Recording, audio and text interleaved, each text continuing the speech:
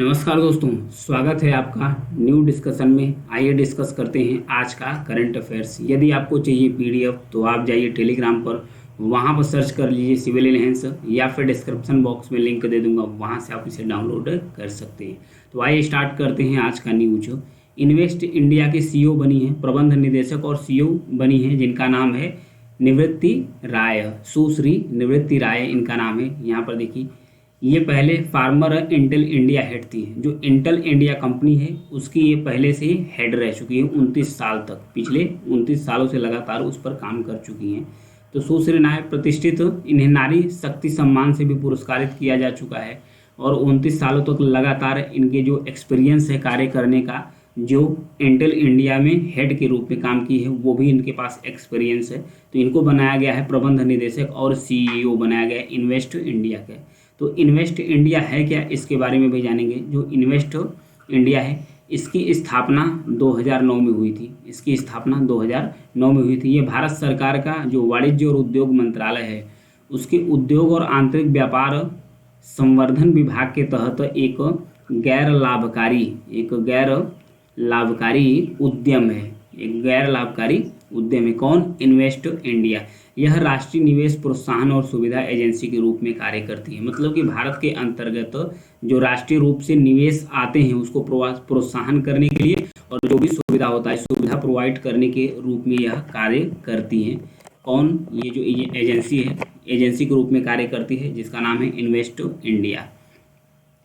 तो जो विशिष्ट क्षेत्रों को लक्षित करती है और भारत में जो स्थायी निवेश है उसके साझेदारी को भी बढ़ावा देता है, जो इन्वेस्ट इंडिया है। तो ध्यान रखिएगा, इनके नए सीईओ बनी हैं, जिनका नाम है निवृत्ति राय। आगे बढ़ते हैं। नेक्स्ट, उपाध्यक्षों का पैनल्स, ये चर्चा में क्यों हुई, इसके बारे में जानेंगे। इतिहास में पहली बार बताया जा रहा है कि राज्यसभा का जो इतिहास है उसमें पहली बार ऐसा हुआ है कि जो एक पैनल गठित किया गया है 8 सदस्यों का एक उपाध्यक्षों का पैनल गठित किया गया है। इसमें जो 4 मेंबर्स हैं, यानी आधे जो सदस्य हैं, इसमें महिलाओं को नियुक्त किया गया है। ये राज्यसभा के इतिहास में ऐसा पहली बार हुआ है कि जो महिलाओं को यहाँ बराबर का प्रतिनिधित्व दिया गया है इस पैनल्स में। राज्यसभा के जो सभापति हैं, जिनका नाम है जगदीप धनखड़, इन्होंने जो 4 महिला सांसद हैं उनके नाम को नामांकित किया है। सबसे बड़ी बात है कि जो इसमें से 9 मनोनीत सदस्य हैं। एक का नाम है, जिनका नाम है एस फांगनोन कोन्याक। ये नागालैंड्स की है। 2022 में, अप्रैल 2022 में नागालैंड के जो राज्यसभा के सदस्य के रूप में चुनी जाने वाली ये पहली महिला है। ध्यान रखिएगा, नागालैंड्स में जो राज्यसभा सदस्य के रूप में चुनी जाने वाली यह पहला महिला है। इनका नाम याद रखिएगा, एस फांगनोन कोन्याक है। और यह संसद या राज्य विधानसभा के किसी भी सदन के लिए नागालैंड्स के अंदर चुनी जाने वाली राज्य की यानी नागालैंड्स की दूसरी महिला है। तो आइए जानते हैं उपाध्यक्षों के पैनल्स के बारे में जानते हैं। राज्यसभा में उपाध्यक्षों के पैनल का नेतृत्व उपसभापति के द्वारा किया जाता है। ध्यान रखिएगा, उपसभापति के द्वारा किया जाता है। सदस्यों को राज्यसभा के सदस्यों में से ही सभापति द्वारा नियुक्त या मनोनीत किया जाता है। जो इसमें सदस्य पैनल होते हैं, जो 8 सदस्यों की जो पैनल बना है, जो इसमें से सदस्य होते हैं, इन सदस्यों को जो राज्यसभा के सदस्य हैं, उनमें से ही इन सदस्यों को चुना जाता है, चुनकर इसमें रखा जाता है।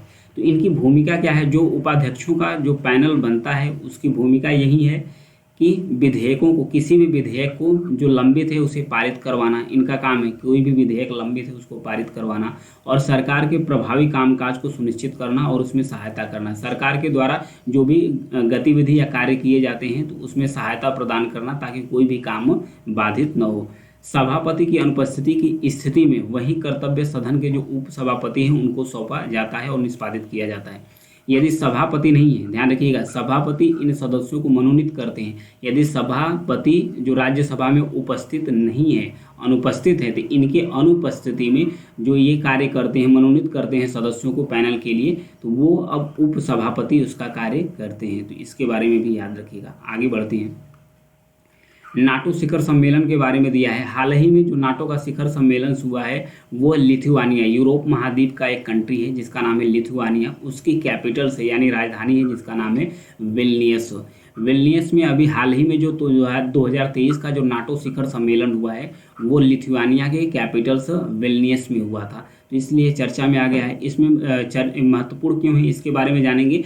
सबसे पहले जानते हैं लिथुआनिया कंट्री के बारे में। लिथुआनिया, लाटविया और एस्टोनियस, एक टैग इसके पास और भी है जिसे कहते हैं बाल्टिक कंट्री। यहाँ पर देखिए यह है बाल्टिक सी, इससे तटीय जो कंट्री है या देश है उसे बाल्टिक कंट्री के रूप में जानते हैं। तो एस्टोनिया, लाटविया, लिथुआनिया तीनों एक क्या है, बाल्टिक कंट्री है। अगर इनके कैपिटल्स की बात करें तो लिथुआनिया की जो राजधानी है विल्नियस है, वहीं लाटविया की राजधानी जो है रीगा है। लाटविया की राजधानी रीगा है। वहीं एस्टोनिया की बात करें तो इसकी राजधानी क्या है, तालिन इसकी राजधानी है, या तालिन भी कह सकते हैं। तो नाटो शिखर सम्मेलन में क्या निकल कर आया है उसके बारे में जानेंगे।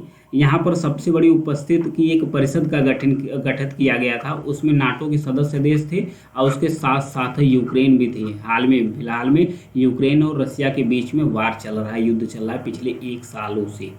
नए सदस्य के रूप में बात करें तो नए सदस्यों के रूप में फिनलैंड और स्वीडन को मंजूरी मिली है। हालांकि फिनलैंड तो सदस्य बन चुका है नाटो का, लेकिन ये जो अभी स्वीडन है इसे अभी सदस्यता हासिल नहीं हुई। ये भी लगातार है, कुछ देश जैसे तुर्की और कुछ अन्य देश भी इसको बैन कर रहे थे, फिनलैंड और उसके बाद स्वीडन दोनों को। लेकिन जो फिनलैंड है उसको मंजूरी मिल गई है, वो सदस्य बन गया है प्रॉपर्स।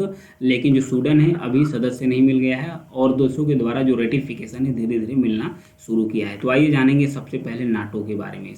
सबसे पहले जानेंगे नाटो के बारे में। अगर नाटो की फुल फॉर्म की बात करें तो नॉर्थ अटलांटिक ट्रीटी ऑर्गेनाइजेशन, यह एक सैन्य संगठन है, जिसे हिंदी में बात करें तो उत्तरी अटलांटिक संधि संगठन। इसकी स्थापना की बात करें तो 1949 से यानी 1949 में इसका स्थापना हुआ है नाटो का। इसका जो हेडक्वार्टर्स बेल्जियम की जो कैपिटल्स है ब्रसल्स, बेल्जियम का जो कैपिटल्स है ब्रसल्स में इसका हेडक्वार्टर्स यानी मुख्यालय है, जिसे उत्तरी अटलांटिक गठबंधन भी कहा जाता है। 31 सदस्य देश हैं फिलहाल, ध्यान रखिएगा। अभी जो नाटो के मेंबर्स कंट्री है वो 31 हो गए हैं फिनलैंड को लेकर से। जो 31वां कंट्री है वो फिनलैंड ही है, 31वां यानी 31 जो कंट्री है फिनलैंड है। अभी स्वीडन को अभी सदस्य पूरी तरीके से नहीं बन पाया है। इसमें जो 29 सदस्य हैं, ध्यान रखिएगा, जो 29 सदस्य हैं 29 सदस्य यूरोपीय देश से हैं, यूरोप महाद्वीप से। पूरे यूरोप महाद्वीप से मिलाकर कितने सदस्यों की संख्या कितनी है, 29 यानी 29। दो उत्तरी अमेरिका महाद्वीप से है, जिसमें कनाडा और यूएसए है, संयुक्त राज्य अमेरिका है। अगर इसके संस्थापक सदस्यों की बात करें, जो नाटो के संस्थापक सदस्यों की बात करें तो इसमें Belgium, Canada, Denmark, France, Iceland, Italy, Luxembourg, Netherlands, Norway, पुर्तगाल, यूनाइटेड किंगडम और संयुक्त राज्य अमेरिका, ये इसके संस्थापक सदस्य थे। इन सब सारे कंट्रियों ने मिलकर नॉर्थ अटलांटिक ट्रीटी ऑर्गेनाइजेशन का 1949 में इसका इस्टेब्लिशमेंट किया था।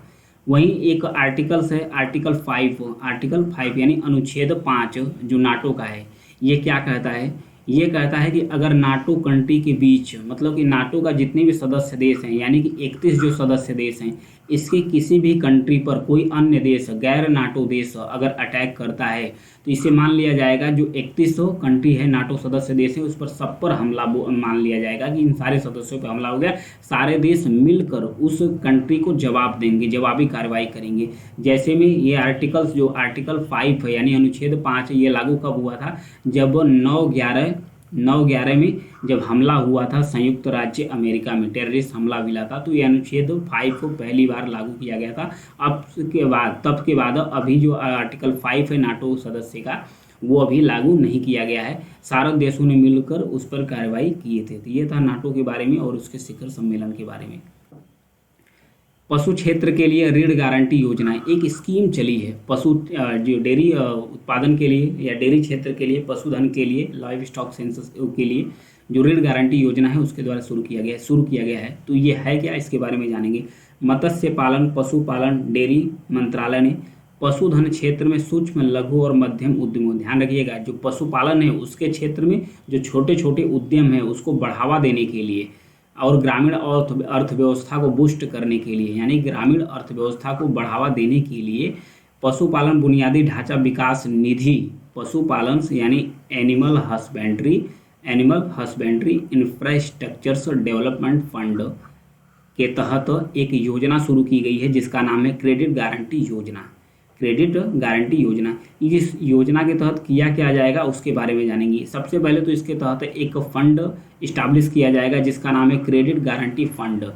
यह फंड है क्या, यह एक वित्तीय तंत्र है। ये करता क्या है, जैसे कोई भी व्यक्ति हो या कोई भी व्यवसाय है, अगर उसके पास पर्याप्त संपार्श्विक नहीं है, संपार्श्विक मतलब कि उसके पास परिसंपत्ति, या जैसे कहते हैं ना कि आपको लोन चाहिए तो लोन के लिए क्या चाहिए, आप घर गिरवी रखो, कार गिरवी रखो, जमीन गिरवी रखो, अगर उसके पास पर्याप्त तो ये सब संपत्ति नहीं है जितना उसको ऋण लेना है, तब भी यह जो गारंटी स्कीम है, क्रेडिट गारंटी योजना है, इसके तहत उस व्यक्ति और उस व्यवसायी को ऋण दिया जाएगा। यदि उधारकर्ता चूक करता है, फंड नहीं दे पाता है इस फंड में, यानी क्रेडिट गारंटी फंड के तहत अगर जो ऋण लिया रहता है व्यक्ति या व्यवसाय उसे रिटर्न नहीं कर पाता है, क्रेडिट गारंटी फंड को रिटर्न नहीं किया पाता है, तो इस फंड को, इस संस्था को भी ये मतलब कि जो संस्था ऋण देती है, जो संस्था ऋण देती है उसे भी ये जो क्रेडिट गारंटी फंड है इसके तहत इसे भी प्रतिपूर्ति किया जाएगा कि आपका भी जो क्षति हुआ है उसमें पूर्ति कर दिया जाएगा, ताकि आप भी आसानी से चलते रहो, अन्य लोगों को लोन देते रहो। अगर बात करें क्रेडिट गारंटी फंड की, तो इसका जो स्थापना हुआ था 2021 में हुआ था, मार्च 2021 में हुआ था इसका स्थापना। क्रेडिट गारंटी फंड एक ट्रस्ट के रूप में कार्य करता है, यह एक ट्रस्ट के रूप में कार्य करता है। कृषि और पशुपालन क्षेत्र के जो क्रेडिट गारंटी योजना के तहत जो अभी लॉन्च किया गया है, पशुपालन, मत्स्य पालन, पशुपालन, डेयरी और विकास मंत्रालय के तहत किया गया है, के तहत भारत का जो पहला फंड ट्रस्ट है, ये जो क्रेडिट गारंटी फंड है, इसका उद्देश्य यही है कि जो animal husbandry infrastructure development fund है, योजना के तहत जो भी लाभान्वित होने वाले एमएसएमई यानी कि सूक्ष्म लघु उद्यम वाले जो व्यवसायी हैं, सूक्ष्म और लघु उद्यम वाले जो व्यवसायी हैं, उनकी संख्या में उल्लेखनीय वृद्धि करना। जो छोटे छोटे उद्यमी हैं जो पशुपालन करना चाहते हैं उनकी संख्या में वृद्धि करने के लिए ये योजना शुरू की गई है। संपार्श्विक मुक्त ऋण के लिए एक इकोसिस्टम को मजबूत किया जा रहा है और तैयार भी किया जा रहा है। इस योजना की अगर विशेषताओं के बारे में बात करें तो इस योजना की विशेषताएँ यही है कि इस योजना के तहत पशुपालन और डेयरी विभाग ने रुपए क्रेडिट गारंटी फंड ट्रस्ट भी स्थापित किया है जो 750 करोड़ का होगा, जो 750 करोड़ का होगा।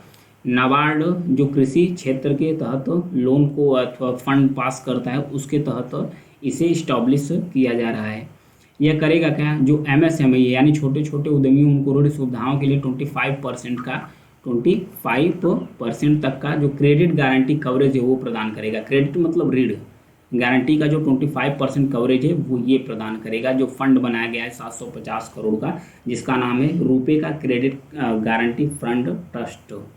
इसके लाभ, इसके बेनिफिट्स क्या होंगे, जो ये पशु क्षेत्र के लिए ऋण गारंटी योजना शुरू की गई। इस पहल का उद्देश्य है जो वंचित पशुधन उद्यमी है, जो भी उद्यमी है जो पशुपालन करना चाहता है, उसके पास कोई ऐसी क्रेडिट या संपत्ति नहीं है जिसे रख कर लोन लेकर पशुपालन में अच्छा काम कर सके, तो उनके लिए पहली पीढ़ी और वंचित व्यक्तियों के लिए जिसके पास संपार्श्विक सुरक्षा की कमी है उसे यह वित्त पहुँच में सुधार करता है। आगे दिया है बायोफोर्टिफाइड खाद्य पदार्थ के बारे में दिया है, तो इसके बारे में जानेंगे। भारतीय उद्योग का लक्ष्य है जो जैसे भारत का जो जैविक प्रोडक्ट है, ध्यान रखिएगा, जो भारत का जो जैविक प्रोडक्ट्स है ये दुनिया भर में माना जाता है। जैविक प्रोडक्ट्स की जो एक अपना ब्रांड बन चुका है, एक अपना ब्रांड बन चुका है, दुनिया भर के देशों में इसकी डिमांड है। जो जैविक प्रोडक्ट्स होते हैं जैसे कि जो वनस्पतियों और गोबर के खाद्य द्वारा जो अनाज का उत्पादन किया जाता है, दुनिया भर में इसकी अलग ही ब्रांड वैल्यू है, इसकी अलग ही ब्रांड वैल्यू है, दुनिया भर में इसकी डिमांड अधिक है। जो भारत का सबसे ज़्यादा जो जैविक यानी बायो प्रोडक्ट्स है उसका जो सबसे बड़ा ग्राहक है यूएसए है, यानी कि संयुक्त राज्य अमेरिका इसका सबसे बड़ा ग्राहक है। तो इसी के भांति जैसे भारत का जैविक प्रोडक्ट उत्पादों की डिमांड होती है उसकी एक ब्रांड वैल्यू है, उसी प्रकार जो बायो फोर्टिफाइड खाद्य पदार्थ है उसकी भी ब्रांड वैल्यू बढ़ाने के लिए जो भारत के उद्योग हैं वो एक टारगेट बनाए हैं, एक लक्ष्य बनाना स्टार्ट कर दिए हैं। पोषक तत्वों से भरपूर फसलों तक पहुंच को बढ़ावा देने के लिए सरकार निजी क्षेत्र की सहायता ले रही है। ये बायोफोर्टिफाइड खाद्य पदार्थों में जो बायोफोर्टिफिकेशन है उसे बढ़ावा देने के लिए सरकार यानी कि पोषक तत्वों से भरपूर फसलों के प्रोडक्शन के लिए सरकार जो प्राइवेट कंपनियां हैं, प्राइवेट क्षेत्र है, उसका सपोर्ट ले रही है, निजी क्षेत्र का सपोर्ट लेना शुरू कर दिए। तो ये बायो फोर्टिफिकेशन है क्या, इसके बारे में जानेंगे। बायो फोर्टिफिकेशन का मतलब ये होता है कि कोई भी फसल हो, कोई भी अनाज फसल या कुछ भी हो, अगर उसके अंदर हम अलग से विटामिन कुछ डाल देते हैं, विटामिन के साथ साथ कुछ खनिजों के जो पोषक तत्व हैं या खनिजों का जो स्तर है उसे बढ़ा देते हैं, खनिजों के स्तर को बढ़ा देते हैं, बढ़ाने के बाद इस फसल का उत्पादन करते हैं। इसके बीजों में ही बायोफोर्टिफिकेशन किया जाता है। तो ये जो फसल उत्पन्न होती है, तो इसमें जो विटामिन और खनिज के से युक्त तो फसल उत्पन्न होती है, तो इससे होगा क्या, जो पोषण की कमी होती है उस पोषण को बढ़ावा देने के लिए ये किया जाता है बायोफोर्टिफिकेशन। उसकी क्वालिटी, फॉर एग्जांपल, अगर एग्जांपल के रूप में जाने, जो गोल्डन राइस है, गोल्डन राइस में हुआ क्या है, जो विटामिन ए होते हैं और जो आयरन्स होते हैं, जो विटामिन ए और आयरन्स होते हैं उसकी मात्रा बढ़ा दी गई है। अगर कि किसी व्यक्ति के अंदर अगर विटामिन ए की कमी है, आयरन्स की कमी है, अगर उस डिफिशियंसी से वो जूझ रहा है, तो उसके अंदर अगर इस चावल का इस्तेमाल करता है तो ये पूरा हो जाएगा। उसे अतिरिक्त आयरन्स की गोली या विटामिन ए से संबंधित फल या गोली की आवश्यकता नहीं पड़ेगी। उसके जो खाद्य पदार्थ है उससे ही उसकी पोषक तत्व मिल जाएगा। इसका लक्ष्य यही है कि जो वंचित आबादी है, जो विकासशील देश हैं या जो पिछड़े इलाके हैं, जिनको सिर्फ खाने के लिए अनाज ही उपलब्ध हैं और भी एडिशनल पोषक तत्व नहीं ले पाता है, तो उसको पूर्ति करने के लिए एक ऐसे अनाज का उत्पादन, एक ऐसे खाद्य पदार्थ का उत्पादन किया जाएगा जिसमें पोषक तत्वों से भरपूर होगा। तो इसलिए बायोफोर्टिफिकेशन किया जा रहा है। तो आज के लिए इतना ही है। मेरी जानकारी पसंद आए तो जो लोग चैनल पर नए हैं प्लीज़ चैनल को सब्सक्राइब कीजिएगा, लाइक और शेयर भी कीजिए। Thank you.